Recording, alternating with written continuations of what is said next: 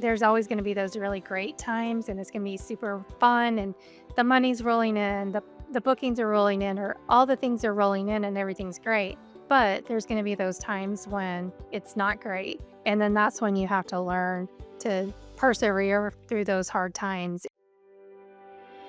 Hello, dear listeners. It's that time again when we stroll through the paths of ambition, desire, and success. Welcome to the Dare to Declare podcast, where we explore the enchanting world of giant manifestors who've turned their visions and goals into the stuff of legends. I couldn't help but wonder, how do some people create the lives they've always dreamed of? Is it the magic of manifesting, the power of perseverance, or perhaps just a dash of serendipity? Well, dear friends, grab your coffee cups because we're about to spill the tea on fascinating journeys of those who dare to dream big and make it happen. Join me as we sip on success stories and ponder the ever-enticing question, can we all manifest our dreams into reality, or is it just an urban fairy tale? I'm your host, Debbie Sluice, and I'm here to guide you through the labyrinth of achievement with heart and soul.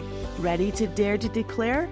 Let's get started. Hello, everyone. Welcome again to another episode of the Dare to Declare podcast, where I interview amazing people that have manifested big, who are reinventing themselves, who are making a big difference, impacting the world. And today I get to introduce you to a new acquaintance, a new friend, Jenny. So Jenny Hillenburg has 21 years of leadership experience in the direct sales industry. Jenny Hillenburg has helped thousands of business owners find clarity, structure, and sustainable growth. As a systems strategist and business efficiency consultant, she now specializes in supporting entrepreneurs and busy professionals with task management, time organization, and custom-built systems. Through her proven framework, the Simply Structured Method, Jenny empowers clients to go from overwhelmed to organized so they can reclaim their time and focus on what truly matters the most. Welcome, Jenny. Thank you for having me. I'm excited to be here with you. Amazing. So let's dive in to some of where you've been and some of the lessons learned. You spent, what did it say, 21 years. And so that was, I think the official name is 31 Gifts. Is that the name of the company? Yeah, that's correct. Yeah. And so can you tell us a bit about how you got started in that?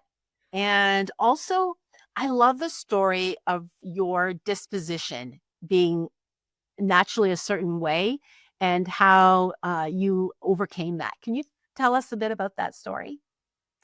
Yeah, so I found 31 gifts in November of 2003. So that was a little over 21 years ago.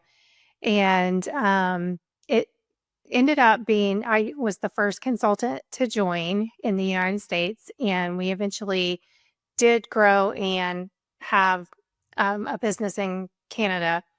But originally, I was the first consultant.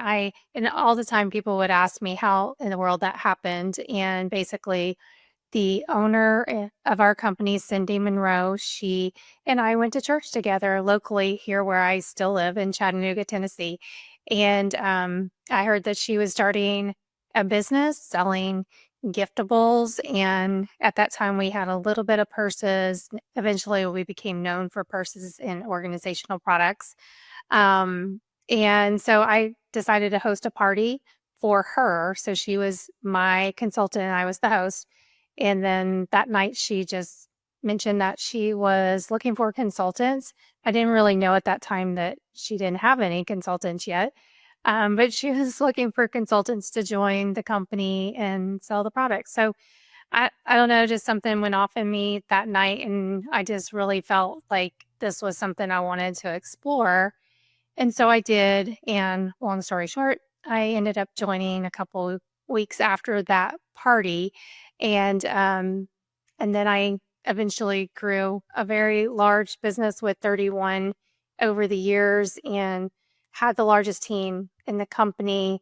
It was very amazing. Unfortunately, we closed our doors in December of 2024, and so that was course, very sad, but I have since then started my own business. But I think you wanted me to talk about just being super shy when I started. Like that was kind of a big deal. I actually would have, for whatever reason, been going through old YouTube videos just recently, just deleting old stuff and just looking at things, and it's very nostalgic. But it does bring me back to those earlier days of 31 and just seeing my cell phone video, and it's crazy. But when I very first started, and we are or we're a party plan company, and so that meant you had to do parties to sell the product. That was the way you did it. So, my very first party, I went and I set up my products and everything was beautiful on the table. And then all the guests started to arrive and I realized that I had to talk to them and I was completely terrified. And so I really didn't talk to them that night. I just kind of stood by table and I just really hoped that they didn't ask me anything because I didn't really know anything at that point. I just, jumped in and wanted to sell the products. And so that's kind of how I got started, just terrified, didn't know anything about sales and recruiting, which is very necessary in a direct selling business. Um, but over the years, I ended up speaking in front of 15,000 people multiple times, just thousands, throughout other parts of my journey, but the biggest was 15,000. And so, it's just such a great testimony of being this quiet, shy person and really just continuing to step outside of my comfort zone over and over and over again, which is so necessary when you're growing a business and being able to speak in front of 15,000 people and sharing my story. So remarkable. I love that. So makes me wonder about if just because you're extroverted, it makes you more adaptable to public speaking, and whether or not being shy or being more introverted means that you're more nervous being a public speaker. I don't know. What do you think about that? Yeah, I think it probably appears that way. But I think if I didn't have time to prepare for that moment, it would because my personality is type A, like I need a little bit of warning to do something like that. And so I had actually the biggest event that I did was speaking on stage for about 20 minutes in front of our national conference, in front of I think it was about 15,000.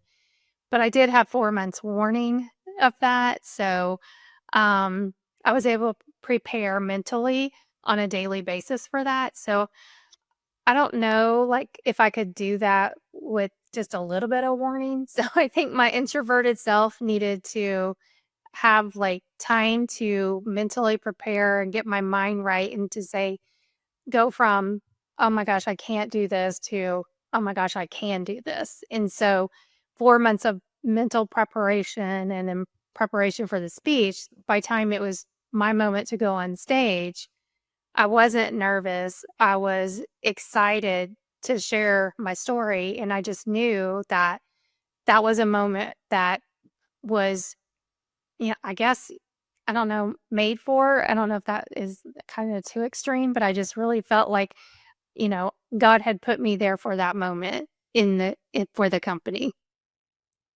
So that's a great golden nugget. I think people will say, "Oh no, I just do it off the cuff." I'm not a believer in that. I think whether you're Yeah. introvert, extrovert, shy, outgoing, like off the cuff is never a good idea. Yeah. And preparation definitely builds confidence. Yeah, 100% agree. In Uh, practice. so I think dispelling the myth that whether you're shy to say, "Oh, I can't do that." I love what you're just saying is like, yes, you can with preparation. And, Yeah. it doesn't matter whether you're outgoing or shy. So being on the idea of shyness, I'm always curious about that because I'm not shy, but I'm always curious about people who are. And I used to lead a team, my own team within my childcare of like 75 women, not compared to I don't, how big was your team? The height of our growth, my downline size was 125,000. Did everybody just hear that 1,000? Wow. Wow. So the beautiful thing is that out of that 125,000, you had people who were extroverted, introverted, shy, neurodivergent. I'm sure like there was just probably all over. And so knowing that the being shy, because I hear that sometimes people are like, "Oh, I can't do what you're doing, Deb, because I'm not great at talking to people." But like you said, you set up. I love this idea of preparation. Like you were there, I'm sure, probably ahead of time, your very first party, setting it up, putting the display, and then once you just do it, right, that builds that confidence Yeah, exactly. of just doing. And then was it easier? I'm assuming the next time. And then tell me a bit about how you decided, well, like you said, it's a necessity in the direct selling about growing the team. So what did that take in order to be able to go from you were the only consultant to being a leader of 125,000 people? Well, I mean, nothing prepares you for that. I mean, when I started, we didn't have any type of training program, so it was literally fly by the seat of my pants. But I mean, it's just one of those things like you just keep moving forward and you keep learning. And I've learned that to this day, post 31, that I got to keep learning in order to grow. Um, and so that's just what it was all about. Like I never felt like I stopped learning with 31, and I didn't miss meetings. If we had a national conference, a local sales meeting, uh, back in the day, we used to do conference call meetings, but then it was Zoom meetings. I just tried not to miss meetings because it was my job and it was very important. So I think the consistency of that just helps build that foundation of growth. And, you know, ev- even when it was hard and, you know, it was very, very hard growing the business because we were growing a brand that nobody knew of. And we were growing it locally from Chattanooga, Tennessee in the Southeast. And so there was a lot of hard times. And I think that that's where a lot of people get stuck in business is when it gets hard, people want to give up. And that's the part that, you know, there's always gonna be those really great times, and it's gonna be super fun, and the money's rolling in, the bookings are rolling in, or all the things are rolling in and everything's great. But there's gonna be those times when it's not great, and then that's when you have to learn to persevere through those hard times. And so I think that being able to not give up through all of that just helped me keep moving forward. And then I'm real big about saying, like, getting out of your comfort zone, because if I had not done that, I would have never grown. If I had been that shy girl sitting by the table at or staying by the table at my first party, I would have never grown. So, I think it's just so important that, you have to persevere through the hard times and then continue, like, your mindset is you are always growing and getting out of your comfort zone. So what a great strategy is just to say, I'm going to grow and showing up fully. I think that's another really key piece that and to expect. It sounds like you even expected the hard times. And Ye Yeah. Well, I don't know if I expected it when I joined, but, eventually it's like, oh, yeah. And, we go through cycles in the business where, eventually you learn the cycle and you're like, oh, yeah, we've been through that. We're going to be fine. We'll make it through. So we did go through a lot of those cycles, and you just kind of learn that, yep, all I got to do is persevere. Yeah, it's going to be hard, but what's going to be on the other side is great. And it's something worth working hard for. so tell me a bit about that vision. What's on the other side? Because I got to experience it a couple times. Uh, on the fringe. So my daughter worked for 31 Gifts and I went to a conference in Ohio and I was just like, what is this magic? Like the pink bubble, right? Was it the pink Yeah. bubble? And it was Yeah, just, the it pink really bubble. is. Pardon? Yeah, the pink bubble. Yeah. And so I loved all the girliness of it. I loved the worship, like on Sunday when it was like set aside for worship. I'm a Christian. Love that. And then going to the Bahamas to one of the trips as well, where it's like we walk in, everybody's got the noisemakers and we're clapping hands. And so I know that all took a big dream, a big vision. And so I'm curious, I know that would be the company's vision, but was yours like theirs? Was it aligned to that? Like what was your vision? Like where did you see yourself going? Yeah, we call that everything you just described. We call it our sisterhood, which is, the thing I miss the most about not having 31 anymore. I still have close connections of, certain groups of people, but, the trips and our conferences and everything where we all got to connect, where it was always, always amazing. And it was something that was very unique to the direct selling space, very hard to duplicate. Um, but yeah, for me and my team, like I was really big on creating team retreats for my leaders. I would do them once a year and I would try to make it so amazing for them because a lot of them were stay at home moms or they're full time working women or full time working and being a mom. So whenever they left their home and they committed to doing that, I wanted to make sure that the time they spent away from their family, that it was money well spent and time well spent. So I wanted to make sure when they came to the retreats, like everybody felt a part of it. Um, the training was something that, they could walk away and implement right away. And then we have lots of fun things too. And I always tried to make them really fun. And I remember one not too long ago that I had a couple of friends locally who went with me and did all the cooking. And a lot of them had never experienced that, and they were like, "You mean I don't have to cook? I don't have to do anything in the kitchen all weekend?" And I'm like, "No, this is part of it."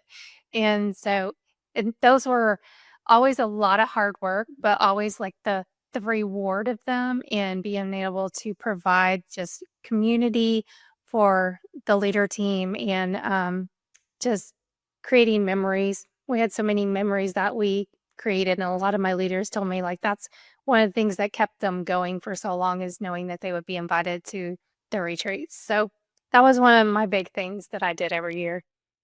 Sounds like you're an extraordinary leader and that you really paid attention to what motivated your team and what they would need and gave that to them. And it sounds like that was part of your success. Yeah. Yeah, we loved it. So I know we've spoken before too, and you said that you do have some regrets. There's some things that if you had to do it over, there was some things that you would do differently.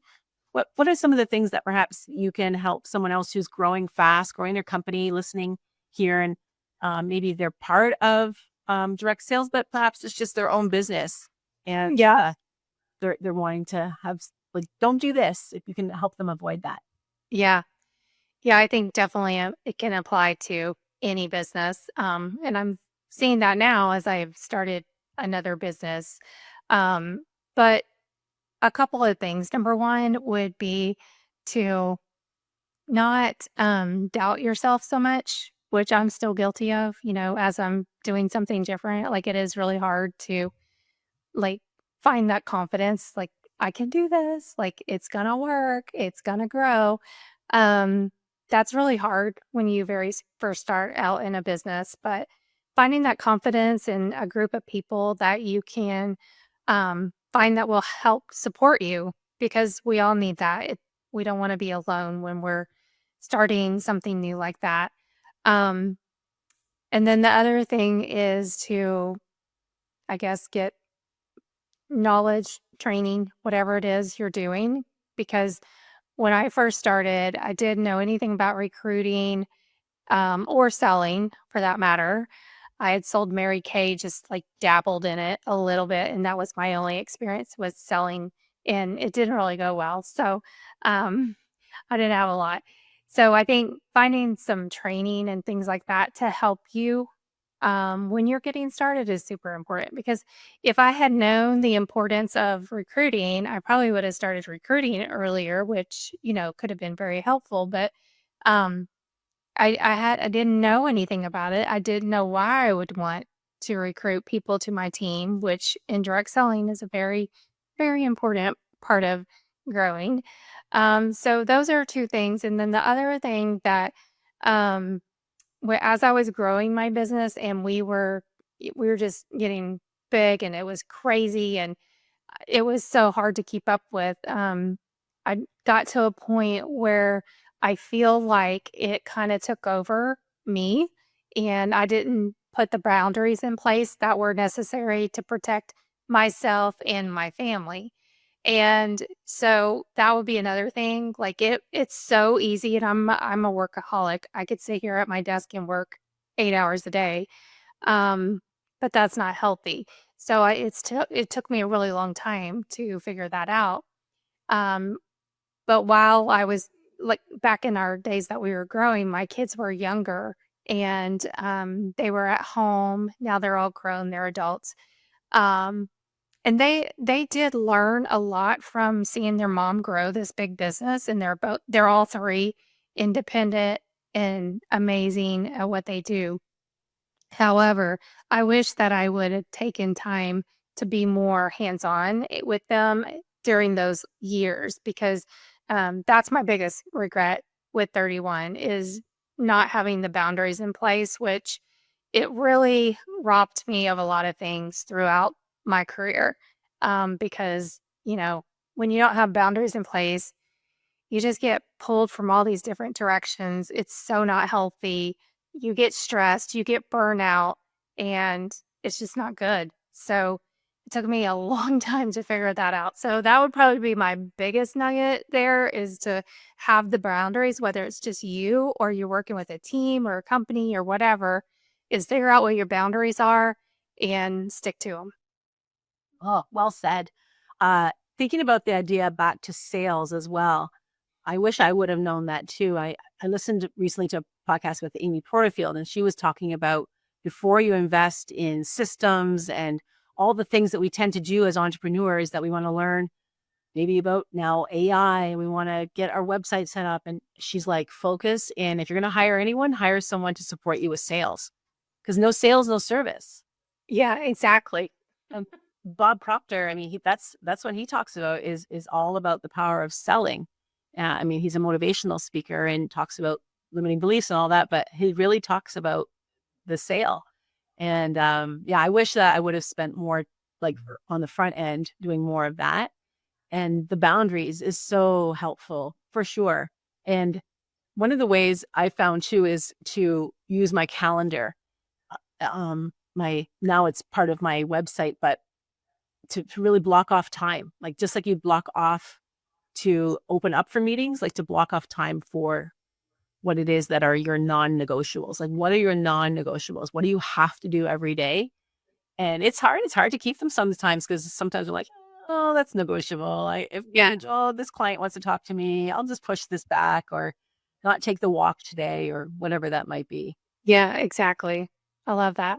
The non-negotiables is really important. For sure. So lastly, talking about the company closing, and recently in the news, there's been a number of companies that are closing up. So, is there some advice that you would offer to people that, you had? I think your company gave notice, and there was, I think, quite a bit of notice, but some people have just not even seems as though they did not have very much notice. How do you recover from that? Like, what's on the other side of that? What advice would you offer to people that have been in direct sales and now doors are closed? Yeah, it's so sad to watch this happen, and one of one of the most recent companies that closed, some of our consultant, the field went to that company after 31, and then they went through it again just last week. So it was about 4 or 5 months in between. So that's really hard to watch. Um, so it's kind of a tough question, but I think that my answer is to not put all your eggs in one basket. I mean, that's what I learned. And I think a lot of direct sellers do that. And the simple solution for that is to figure out another way to do business and not just have one stream of business. And that's probably, I didn't do that. I didn't do that for many years. But last year I started just really out of kind of a little bit of burnout with 31. It was really hard the last 4 years. Once COVID hit, um, our our company was really struggling, and because I was the first consultant, I have a lot of what's the word? I just like a lot of heart. Like it was a piece of me. I helped build the company, so to watch it start to not do well and people leaving, and it was very, very difficult. So I found myself in a place of burnout, and so I was trying to find, like, what's something else that makes me happy that I can do and serve others. And so I started on this path last year. So for 20 years I didn't have another income, and well, I didn't have one until January after we closed, but that did lead me to figuring out, like, what is it that I love to do for other people? And then that eventually helped me figure out what I wanted to do after 31. So the long answer, or that was a long answer. The bottom line is to not put all your eggs in one basket. And I think that's a lot of times is hard for direct sellers, but just it could be like one of my leaders, once we closed, she was already doing sourdough. She was baking sourdough and doing porch pickup. So she just expanded on that business, but she had already started dabbling in it, and just like, she really liked making sourdough for other people. That's just one small example. But yeah, that would be my advice. That's great advice. Multiple streams of revenue is what the experts call it. Yeah. And the other thing I was thinking about was what you talked about with the growth and the learning. And I was there when my grandson was born. I was supporting my daughter. So I would watch and be with the infant while she was on leadership calls. And so I got to hear some of the training that over here. And I'd be like, honey, that's really good training. Like that's amazing. That is top notch training you're getting there. And what I know is that those teachings, those trainings have supported her with her, like she's working now for me full time. And so she often will say that, like, what I learned at 31, I've been able to apply. And so not siloing what you've been learning and to take that and like you're doing, which is applying it now into your own business. Yeah, exactly. Yeah, I agree with that. Like it, it's something that, like, it will always stick with you. It's kind of like when you were in, like, younger in church, and like my kids went to Awana and they memorized Bible verses every week. Those stick with you for the rest of your life. It's the same concept. That training is like, you don't even know it, and you're like, oh wait, yeah, I learned that at 31. So good. So that leads me into where you are today. And so it hasn't been that long because it's just been closing the doors, but you were able to adapt. And the word of 2022 was pivot. You were able to pivot.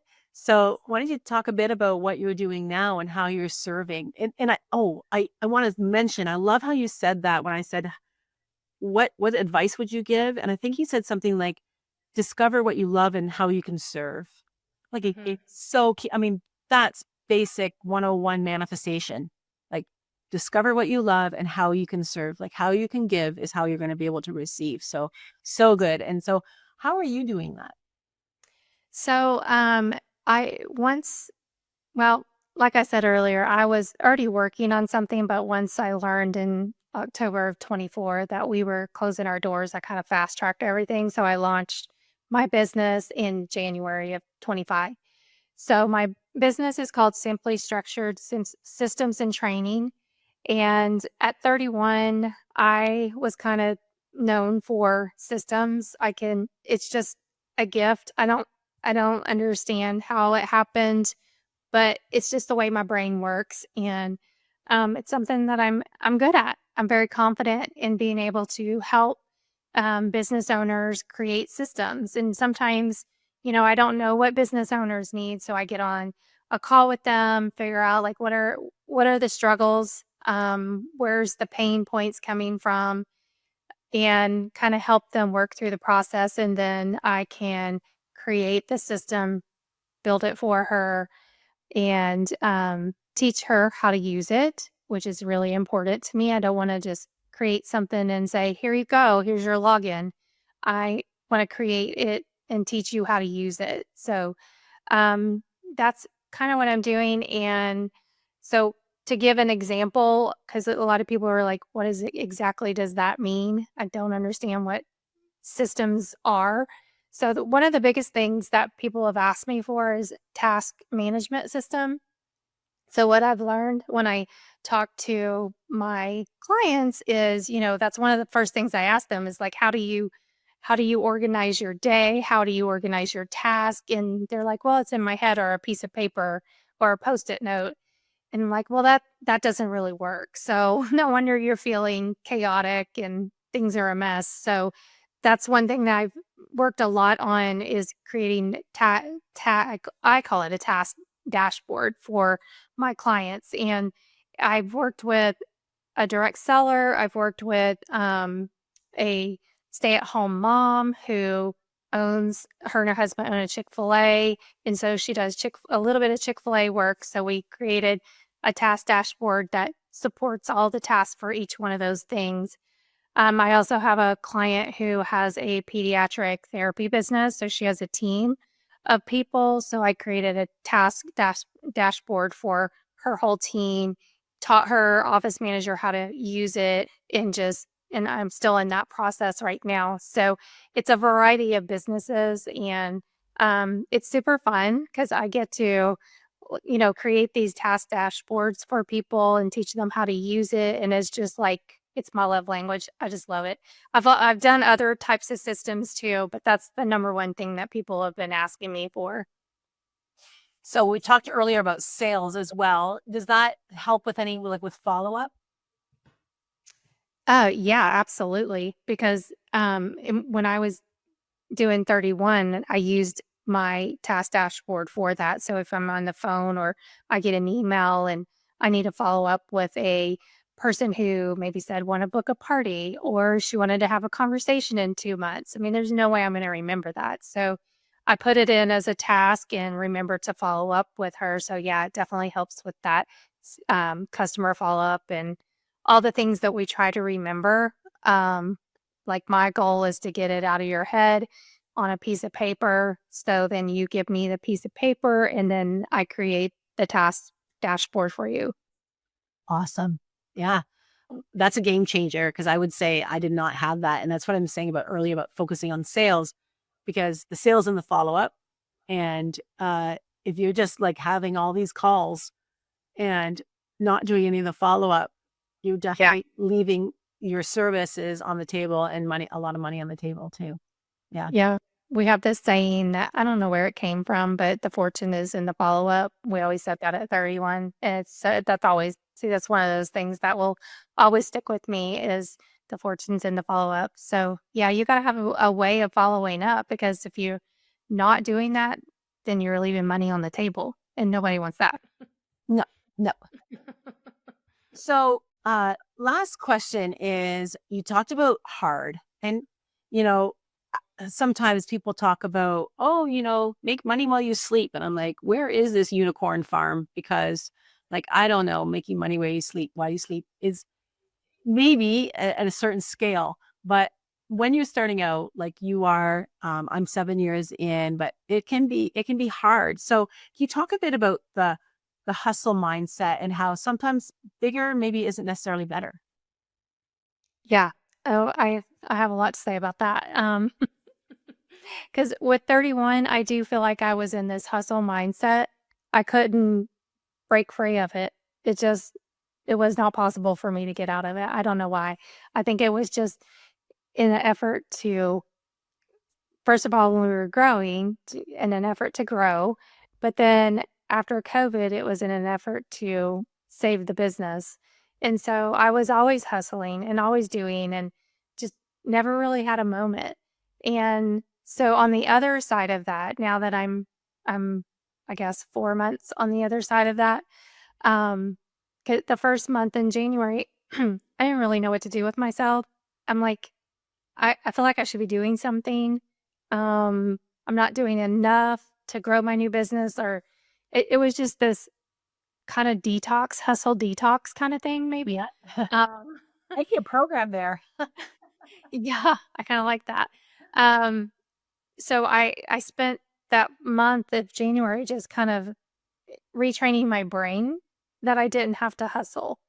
So now, um, I want to grow my business, but I'm not looking to like break records or anything like that.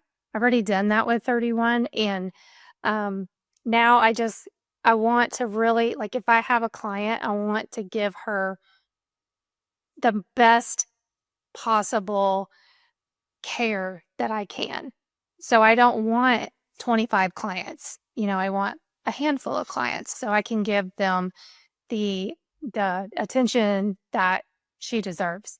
So that could be like, I normally take 4 clients a month, and I spend about 10 hours on each client. So it just really depends on the client. Some need a little bit more, some need a little bit less, but that's really important to me. So that gives me a lot more, um I don't know, it's just a lot more joy. Like, I feel like I'm making a difference in someone's life, and I don't have to hustle to do it.